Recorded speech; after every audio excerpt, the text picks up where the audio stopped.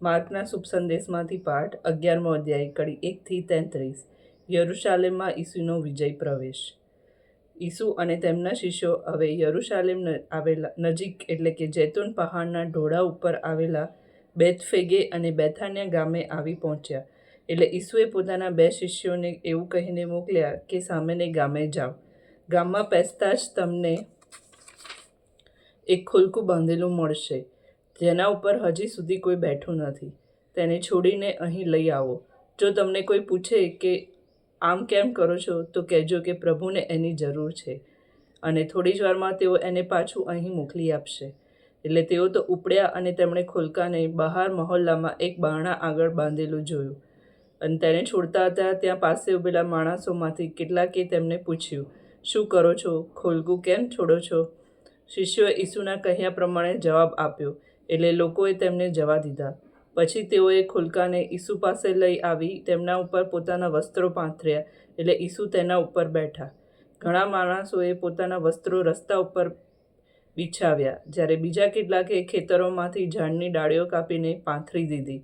અને ઈસુની આગળ પાછળ ચાલતા લોકો પુકાર કરવા લાગ્યા, જય જય, પ્રભુને નામે આવનાર ઉપર આશીર્વાદ ઉતરો. આપણા પૂર્વજ દાવીદના આવી રહેલા રાજ્ય ઉપર આશીર્વાદ ઉતરો.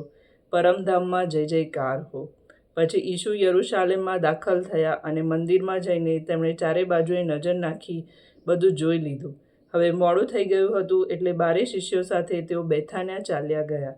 વાંજ્યું વૃક્ષ. બીજે દિવસે બેથાનિયાથી નીકળ્યા પછી ઈસુને ભૂખ લાગી અને દૂર જઈને પાંદડા ફૂટ્યા હતા એવું અંજીરનું ઝાડ જોતા તેના પરથી કંઈક મળે કે કેમ એ જોવા તેઓ પાસે ગયા. પણ અંજીરની મોસમ નહોતી, એટલે પાંદડા સિવાય કંઈ મળ્યું નહીં. તેથી તેમણે એ ઝાડને કહ્યું, હવે પછી કોઈ કદી તારા ફળ નહીં ખાય. અને તેમના શિષ્યો આ સાંભળતા હતા. મારું ઘર પ્રાર્થનાનું ઘર કહેવાશે. પછી તેઓ યરૂશાલેમ આવ્યા. ઈસુએ મંદિરમાં જઈને ત્યાં જેઓ સોદા કરતા હતા તેઓને હાંકી કાઢવા માંડ્યા અને શરાફોના ગલ્લા તથા કબૂતર વેચનારાઓની બેઠકો ઉથલાવી પાડ્યા. અને તેમણે કોઈને માલ સામાન લઈને મંદિરના ચોકમાં થઈને જવા દેવાની ના પાડી. ત્યાર પછી તેમણે તેમને ઉપદેશ આપતા કહ્યું, મારું ઘર બધી પ્રજાઓ માટે પ્રાર્થના ગૃહ કહેવાશે, એવું શાસ્ત્રમાં નથી કહ્યું, પણ તમે એને લૂંટારાઓનો અડ્ડો બનાવી મૂક્યું છે. મુખ્ય પુરોહિતો અને શાસ્ત્રીઓ આ વાત સાંભળીને ઈસુનું કાસળ કાઢવાનો કોઈ ઉપાય શોધવા લાગ્યા. તેઓ ઈસુથી ડરતા હતા, કારણ લોકો તેમના ઉપદેશથી મુગ્ધ થઈ ગયા હતા. સાંજ પડી એટલે ઈસુ શહેર બહાર ચાલ્યા ગયા. વાંજ્યા વૃક્ષનો પદાર્થ પાઠ. બીજે દિવસે પરોઢિયે ત્યાં થઈને જતા હતા તો તેઓએ જોયું તો અંજીરનું ઝાડ ઠેઠ મૂળમાંથી સુકાઈ ગયું હતું. પિત્તરને યાદ આવ્યું અને તેણે ઈસુને કહ્યું, ગુરુજી, જુઓ, આપે જે અંજીરના ઝાડને શાપ આપ્યો હતો તે સુકાઈ ગયો છે. ઈસુએ જવાબમાં તેઓને કહ્યું, ઈશ્વર ઉપર શ્રદ્ધા રાખો.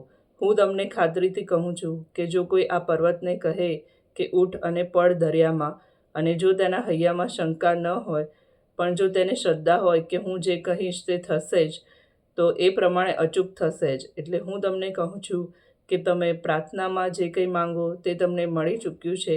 એવી શ્રદ્ધા રાખો તો એ મળી રહેશે. અને તમે પ્રાર્થના કરતા હો ત્યારે જો કોઈ તમારો કંઈ અપરાધ કર્યો હોય તો તેને ક્ષમા આપો, જેથી તમારા પરમપિતા પણ તમારા અપરાધોની ક્ષમા આપે.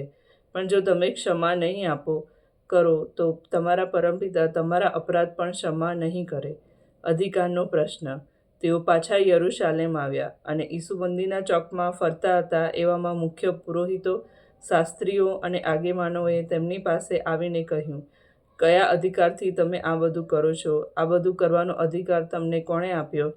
ઈસુએ તેમને કહ્યું, હું પણ તમને એક સવાલ પૂછું, તમે એનો જવાબ આપો એટલે હું તમને કહીશ કે કયા અધિકારથી હું આ બધું કરું છું. યોહાનને સ્નાન સંસ્કાર કરાવવાનો અધિકાર ક્યાંથી મળ્યો હતો? ઈશ્વર તરફથી કે માણસ તરફથી? મને જવાબ આપો. આ સાંભળીને તેઓ માહોમાહે વિચાર કરવા લાગ્યા.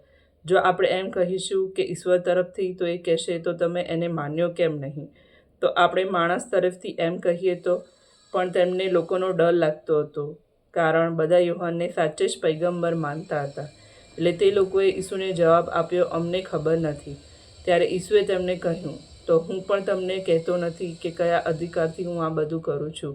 આ પ્રભુની વાણી છે, તે આપણો આધાર છે.